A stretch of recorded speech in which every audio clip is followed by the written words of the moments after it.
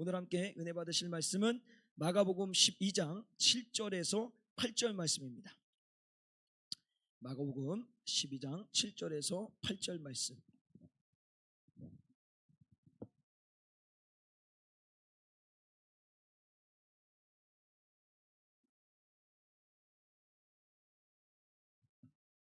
우리 민주가 오늘 기분이 좋은가 봐요. 우리 장성수 집사님 보고 홀딱 반했어요. 지금 너무 좋아가지고 막 귀한 여정을 보니까 막 마음 가운데 환희가 차거든요. 저런 사람이 돼야 됩니다. 저렇게 나를 보면 도망가는 사람이 되지 말고 웃으면서 좋다, 이런 어떤 성도가 되면 참 좋을 것 같습니다. 하여튼 우리 장성수 집사 본 받으시기 바랍니다. 저 얼마나 아름답습니까? 얼마나 기쁘면 얼마나 참. 저한테는 그런 사람 별로 없어요.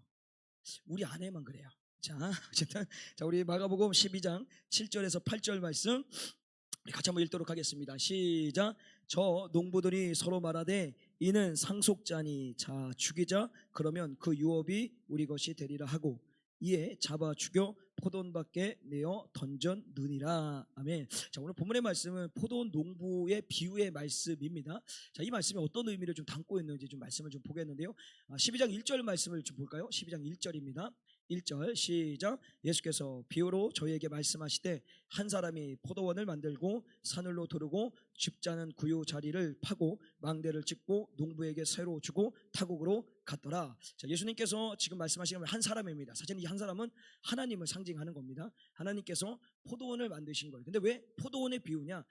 이스라엘이라는 그 민족을 이렇게 상징할 때 대표적으로 나오는 그러니까 어떤 과일 열매가 두 개가 있습니다. 그게 뭐냐면 무화과하고 포도나무입니다. 그러니까 포도원과 무화과나무, 이것을 이스라엘을 대표하는 어떤 모습이라는 거죠. 그런 것 때문에 이제 포도원이라는 것을 이제 둘로 친대요. 포도원을 만들어 가지고 어떻게 하는가 말씀해 보게 되면 산울로 들었다. 이 산울로 들었다는 것은 나무로 심어 갖고 울창하게 이렇게 좀 숲이 만들어져서 이렇게 뭔가 울타리가 되었다라는 그 얘기겠죠. 그리고 또 하나는 즙을 짜는 구유 자리를 파고, 자, 거기 이제 포도원이니까 포도나무를 심고 포도 열매가 잘 열리면 그 자리에서 열매를 따서 즙을 만드는 거죠. 그 당시에는 포도주입니다. 포도주를 만들어서 납품하기 위해서 그 자리를 팝니다. 또 나가서는 망대를 세웠다. 망대를 짓고라는 것은, 이 망대라는 것은 올려가지고 그 위에 올라가 파수꾼들이 주변을 살피는 거예요. 뭐 이렇게 침입하는 자들이 없는가, 와서 가져가는 사람들이 없는가, 끊임없이 경계를 서는 거죠. 그렇게 주님께서, 그러니까 농부 주인이 아주 완벽하고 완전한 포도원을 만들어 놓고 타국으로 갑니다. 자, 이게 이상한 겁니다. 포도를 만들어 놨으면 거기서 뭐 따지는 열매를 먹고 잘 살면 되는데 왜 이것을 두고 타국으로 갔느냐라는 어떤 의문이 들 수 있단 말이죠. 왜 타국으로 가냐면 당시 이제 시대를 좀 아셔야 됩니다. 이 당시에 좀 경제적으로 여유가 있고 지주층들은 사실 그 유대사에서 사는 게, 그러니까 돈 없어서도 힘든 사람도 있지만 돈이 있어서 힘든 경우가 많았어요. 왜 그러냐면 로마 정부 그 당시에 실세들, 종교 지도자들이죠. 이 사람들이 끊임없이 돈을 요구를 하는 거예요. 그러니까 이게 너무 괴로우니까 포도나를 쫙 멋있게 하나 만들어 놓고 타국으로 가버리면, 그리고 농부, 그러니까 소작농들에게 주고 그것에서 열매를 맺으면 그 얼마의 소출을 받아가지고 먹고 사는 거예요. 그러니까 이 유대 땅에 사는 것이 그렇게 녹록지가 않으니까 다 떠나버립니다. 웬만한 돈 갖고 있으면 뭐 예전에 우리나라에서 이렇게 미국으로 이민 가듯이 막 이렇게 다 이민 가버리고 그 자리에 남아있지 않았다라는 거예요. 자, 그런 가운데서 그러면 그 포도원을 만들어 놓고 그냥 떠나고 나서 그냥 두느냐? 아니죠. 2절 말씀을 볼까요? 우리 2절 말씀 시작. 내가 이름에 농부들에게 포도원 소출을 얼마 받으려고 한 종을 보내니, 자, 포도원에서 나는 어떤 열매들에 대하여서 그 주인이 가질 수 있는 몫이 있단 말이죠. 제가 예전에 이제 어렸을 때 우리 아버님이 신학교를 가기 전에, 그러니까 할머니 할아버지 댁에서 원조를 받고 살았을 때, 그 원조를 받고 살을 때 할머니 할아버지 잘 살으셨어요.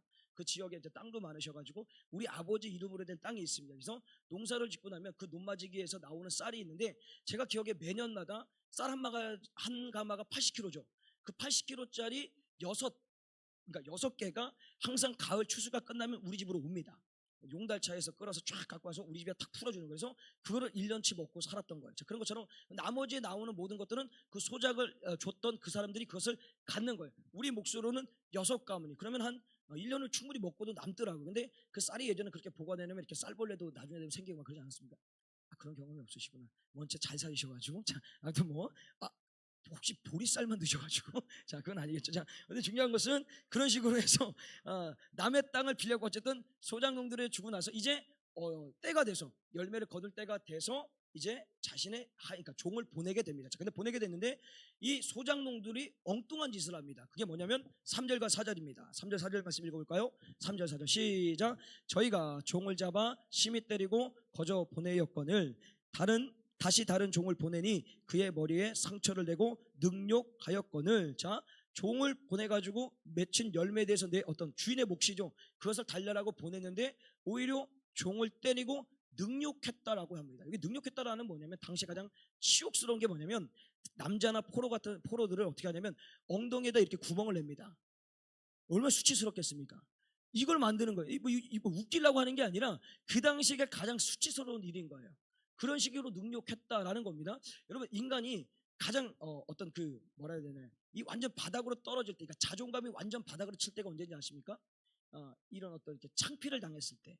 그러니까 여러 명이 모였을 때 회사 같은데 회의를 하고 있는데 사장이 그 사람은 죽도록 까는 거예요. 막 완전 나쁜 놈이라고 막 까는 거예요.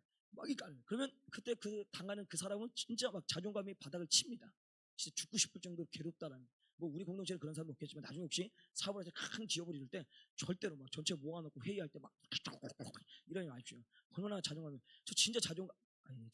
자 어쨌든 자 그렇게 하면 안 됩니다. 자, 중요한 것은 이제 이 상황에 주인이 너무 놀랍니다. 이런 상황에 대해서. 그래서 5절과 6절 말씀을 같이 볼까요? 읽겠습니다. 시작.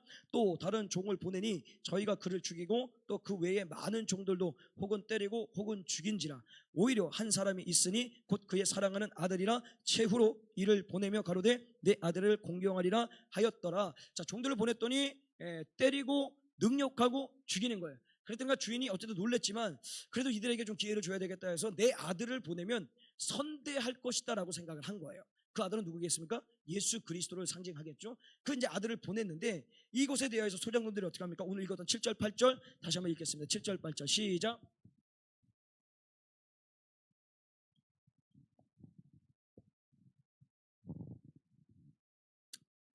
죽여 이에 잡아 죽여 포도원 밖에 내어 던졌더라. 자, 주인이 보낸 아들입니다. 선대할 줄 알았더니 어떻게 합니까? 죽여서 포도원 밖으로 내어 던져버립니다. 그래서 이 모든 상황에 대하여서 그 포도원의 주인이 이렇게 얘기를 합니다. 9절입니다. 포도원 주인이 어떻게 하겠느냐? 와서 그 농부들을 진멸하고 포도원을 다른 사람들에게 주리라. 이게 무슨 얘기입니까? 그 종들을 보냈더니 때리고 능욕하고 죽이고 심지어는 아들까지 보냈는데 그 아들까지 또 죽였던 모든 농부들에 대해서 어떻게 하겠다? 진멸하겠다. 다 모든 것을 멸망시키겠다라고 말씀하고 있습니다. 자, 그러면 여기서 이제 이 본문의 전체를 봤으니까요. 여기서 이런 질문을 좀 하나 던질 수가 있어요. 뭐냐면 그렇다면 과연 이 농부들입니다. 그러니까 소작농들은 왜 주인이 원하는 그 열매를 주지 않았을까라는 거예요. 왜 주지 않았을까? 그러면 왜 주지 않았을까? 우리는 쉽게 이렇게 생각하는 거예요. 그 모든 열매를 자기가 차지하기 위하여서 욕심 때문에 더 나아가서는 그 포도원 잘 만들어진 것에 대하여서 내가 그냥 갖기 위해서 왜? 주인은 타국에 가 있으니까 이 땅을 그냥 이참에 내 명의로 바꿔서 갖게 하기 위한 어떤 탐욕 때문에 그렇게 종들을 때리고 능욕하고 죽이고 더 나아가서 보낸 아들까지도 없애버렸다라고 생각할 수 있습니다. 그럴 수도 있는 거예요. 그럴 수도 있는데 사실 정말 그런 의미에서 이 말씀을 비유로서 말씀하고 있을까? 아닙니다. 정확한 의미가 뭐냐면 이것을 거슬러서 700년 전에 하나님께서는 이미 이 예수님이 오셨을 때 일어날 이 일에 대하여서 700년 전 이사야 선지자를 통하여서 이미 말씀해 놓으셨어요. 좀 한 구절만 좀 찾아볼게요. 우리 이사야서 5장 1절과 2절 말씀입니다. 자, 같이 한번 읽어볼까? 시작. 내가 나의 사랑하는 자를 위하여 노래하되 나의 사랑하는 자의 포도원을 노래하리라. 나의 사랑하는 자에게 포도원이 있으며 심히 기름진 산이로다.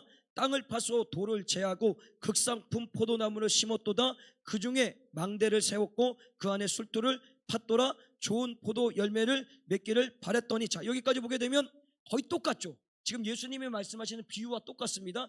이미 포도를 만들었고 망대를 세우고 산유 구유를 파고 뭐 다 만들어 놓은 거예요.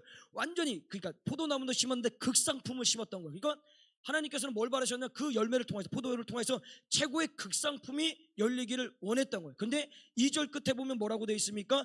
들포도를 맺혔고. 그리고 이사야 5장 4절 봅시다. 5장 4절 시작. 내가 내 포도원을 위하여 행한 것 외에 무엇을 더할 것이 있었느냐?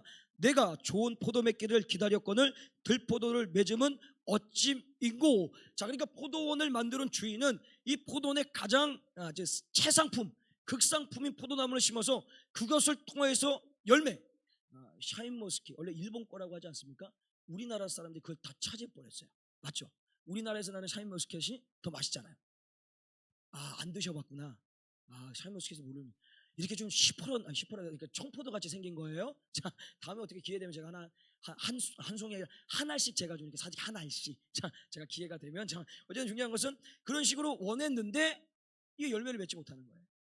아니, 열매를 맺는데 전혀 상품 가치가 없는 열매를 맺고 완전히 열매를 못 맺는 일이 생겨버립니다. 그러면서 마지막에 이사야 5장 7절에 뭐라고 얘기하시냐면, 같이 읽겠습니다. 시작. 대저 만군의 여호와의 포도원은 이스라엘 족속이요 그의 기뻐하시는 나무는 유다 사람이라 그에게 공평을 바라셨더니 도리어 포악이요 그들에게 의로움을 바라셨더니 도리어 부르짖음이었도다. 자, 하나님께서 이겁니다. 이제 표현을 갑니다.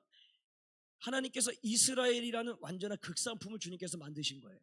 그래서 그들을 통하여서 하나님의 뜻대로 하나님이 원하시는 열매를 맺길 원하셨는데, 이들은 하나님과 전혀 상관없는 삶을 사는 거예요. 사랑하고 섬기고 이해하고 수용하고 살아가야 되는데, 미워하고 빼앗고 자기 배만 불리고 하나님만을 섬겨야 되는데 우상만 섬기는 그 삶을 살아가는 거예요.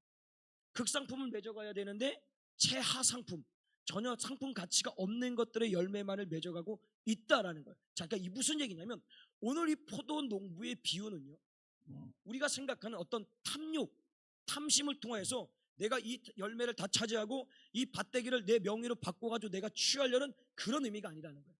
오늘 주님이 말씀하신 이 포도원 비유의 가장 핵심적인 말씀은 뭐냐면요, 열매를 맺지 못하는 인생들을 얘기하는 거예요. 내가 끊임없이 너를 택해가지고 불러내서 내가 하나님의 예수 그리스도를 믿게 하는 믿음을 주고 의롭다 칭해서 온전하게 영화롭게 만들어 가시는데, 그 구원받은 사람들께 오늘도 그 삶을 살아가야 되는데 그렇게 살질 않는 거예요. 그 대표적인 얘기를 디모데후서 이렇게 얘기를 합니다. 디모데후서 3장 2절과 5절 말씀을 띄워주시겠어요? 자, 제가 한번 읽어드릴게요. 자, 한번 들어보세요.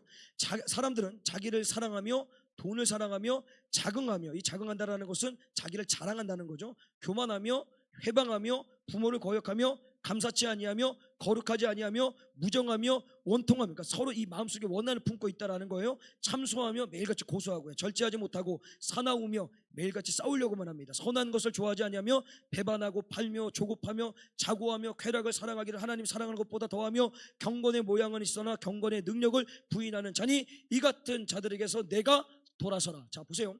이 모든 얘기는 사실은 무슨 얘기냐면 오늘 시대상을 얘기를 하고 있는 겁니다. 로마서 12장 2절의 말씀에 보게 되면 너희는 이 시대를 본받지 말라라고 얘기를 합니다. 그 시대가 지금 여기에 나오는 거예요. 돈을 사랑하고 자기밖에 모르고 하나님보다 쾌락을 더 사랑하고 끊임없이 내 안에 사람을 사랑하고 용서하는 것이 아니라 미움이 가득해갖고 저거 어떻게 하면 내가 밟고 일어나겠는데, 저거 어떻게 하면 내가 안 좋게 만들까봐, 이런 것들만 끊임없는 이기적으로 끊임없이 물질 욕망주의로 끊임없이 그런 삶을 살아가는 거예요. 그러니까 주님은 그렇게 살게 하기 위하여서 이 땅을 창조하시고 이 아름다운 하늘, 그러니까 이 우주 모든 것들을 우리에게 주신 게 아니라는 거예요.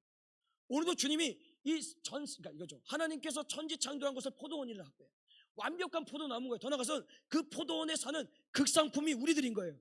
우리가 포도나무인 거예요. 그 나무 안에서 끊임없이 열매가 맺혀져야 되는 거예요. 왜? 하나님의 최고의 걸작품, 예수님의 짤이, 예수님의 피값으로 바꾼 우리들이기 때문에 예수님의 뜻대로 해가며 살기를 원하는데, 오늘도 그것은 온데간데 없고 오늘 이 세상에서 말하는 나를 사랑하고 돈을 쫓고 이기적이고 끊임없이 미워하고 질투하고 쌓고 모으는 데만 애쓰고 있다는, 이걸 지금 오늘 주님께서 말씀을 주셔서 우리의 상태, 아니 그때 이스라엘 종교 지도자들 고발하시고, 아니 오늘을 살고 있는 믿음의 사람들 지금 고발하고 있다는 겁니다. 그러면 이 말씀을 이제 정리하면 이겁니다.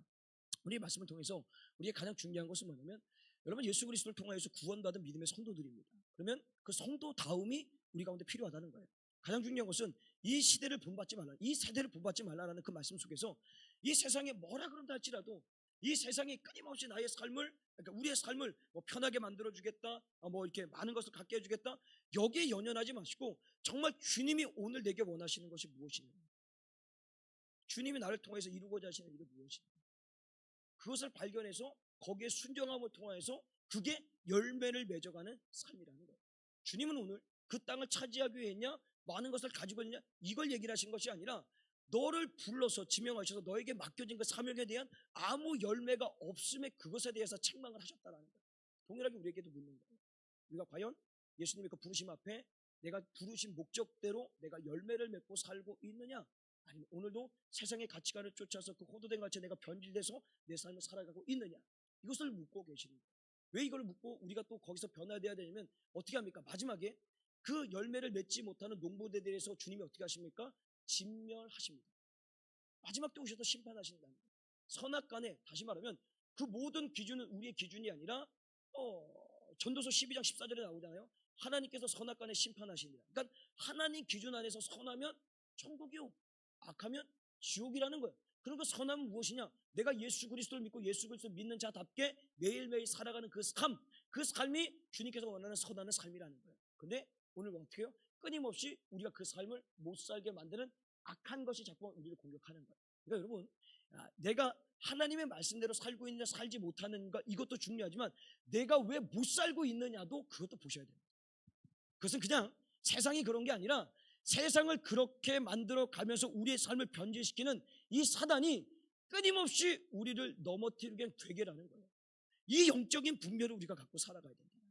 그래서 그 분별함과 동시에 사단의 권세를 예수의 이름을 물리쳐내고 오늘도 내가 이 세대를 본받지 않기 위하여서 몸부림쳐 기도하고 말씀을 보며 예배를 드리며 찬양하며 주님을 바라볼 때 주님은 우리가 그렇게 살아갈 수 있는 힘과 능력을 줘서 오늘 이 포도원에 있는 농부들이 아니라 포도원에서 열매를 못 맺는 농부들이 아니라 끊임없이 극상품, 우리가 극상품이죠. 극상품을 통해서 맺어지는 극상품의 열매들이 우리의 삶 가운데 나타나게 된다는 거예요. 그럴 땐 마지막 때 주님이 오셨을 때 진멸의 대상이 아니라 아이고 잘하였다, 충성된 종아, 영원한 하나님의 나라에서 나와 함께 먹고 마시고 누리자. 그 혼인잔치에 우리가 다 들어가게 된다는 것입니다. 오늘 다시 한번 이 말씀을 기억하시고 평생에 주님께서 부르신 목적대로 열매를 맺어 살아가시는 복된 인생 되시길 주님의 간절히 축복합니다. 우리가 한번 찬양하고 함께 기도하도록 하겠습니다. 언제나 내 모습 너무나 부끄럽습니다.